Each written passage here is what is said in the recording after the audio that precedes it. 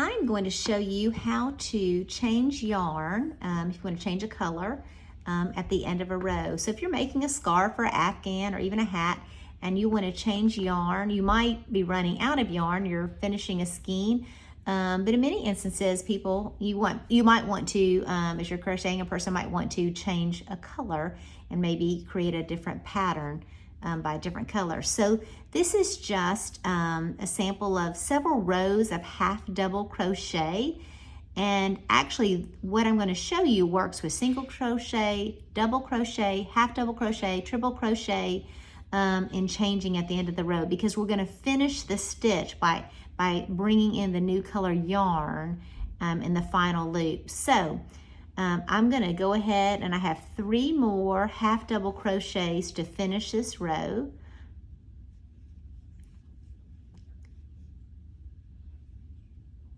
And my last half double crochet will actually be in the turning chain. Okay, so I have 1 more, and so I'm going to put that in the turning chain. All right, almost.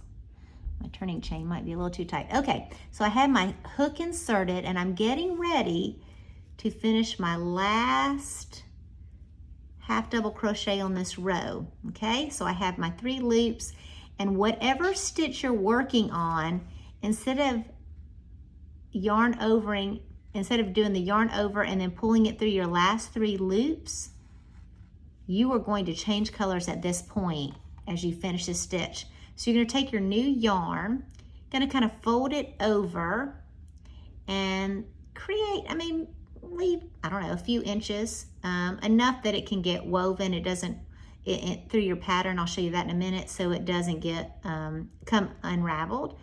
And so we're going to hook that on here. And this is a little tricky because you feel like I feel like I need multiple hands. And I'm going to pull that through to finish my last half double crochet. And again, single crochet, double crochet, triple crochet, whatever is your last loop to finish it, just start with your new yarn, okay? Now, let me show you what I have here. I have the tail from my yarn, my blue yarn. I have the tail from where I folded over the yellow yarn, and then I have obviously where I'm tethered to the new skein, the new color.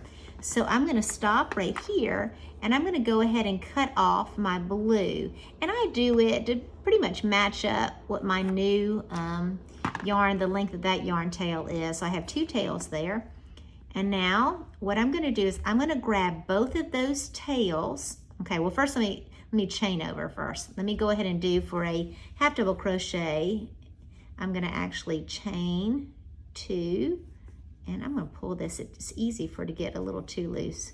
1 and 2. Okay, then I'm going to turn my work. Okay, and I have 2 tails of yarn here. I have the blue and I have the yellow.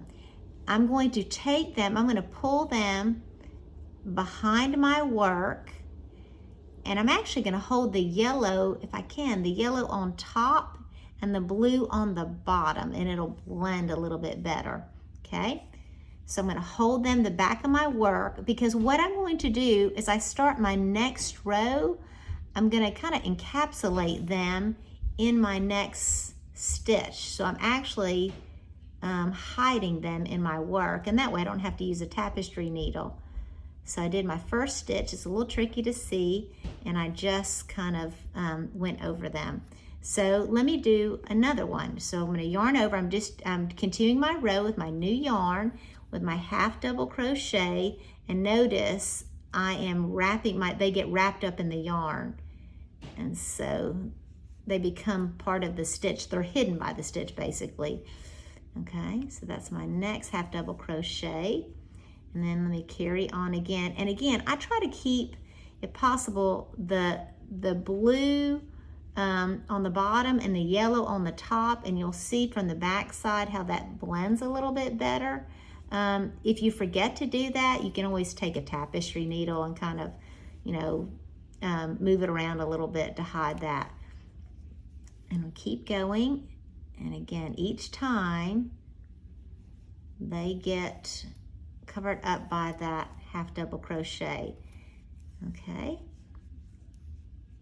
and they're starting to disappear on us. So again,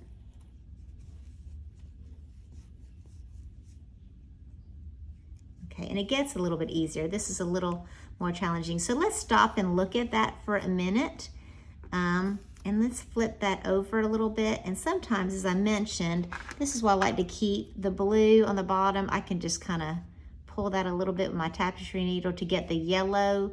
So the yellow is next to the yellow and the blue is next to the blue a little bit. So I can kind of reverse that a little bit. And so you just carry on until they disappear. And we're almost there. And I'm using all my fingers to do this, to hold them, to hold the tails in place.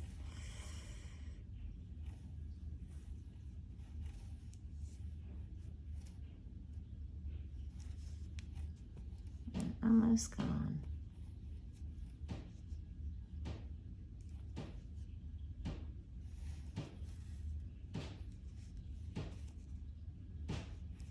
Okay. And I'm actually going to, I'll pull them a little bit, and you'll see while I'm doing that in a minute. And I'm going to trim the blue to be the same length as the yellow. Okay. And let's look at what it looks like from the back. Looking good. I'm going to pull this a little bit. It gathers up my work, but it helps me to be sure I encapsulate them in that stitch. Let me do it one more time. And I think they're going to be covered up. Okay. I'm going a little tight probably with my half double crochet. All right, so let's stop right there. Now I kind of bunched that up, but let me show you what happens. You see the tails there? When I stretch that out, then they basically disappear. And that way I know I can get that last part of the tail and then stretch it out, and I am ready to keep moving. So I have just changed colors at the end of the row, and then I just finished out my row with my new color. And the great thing about that is you're able to hide the yarn tails, so you don't have to go back with the tapestry needle, and you don't have to weave them in. That's already done. They become part of the stitch. They're covered up actually by the stitch. And so that's just kind of a nice way to get rid of those yarn tails. And I'm going to finish my last double crochet on this row. I'm going through the turning chain and chain my 2. And there you have it. So that is how you change colors at the end of a row. All right, happy crocheting.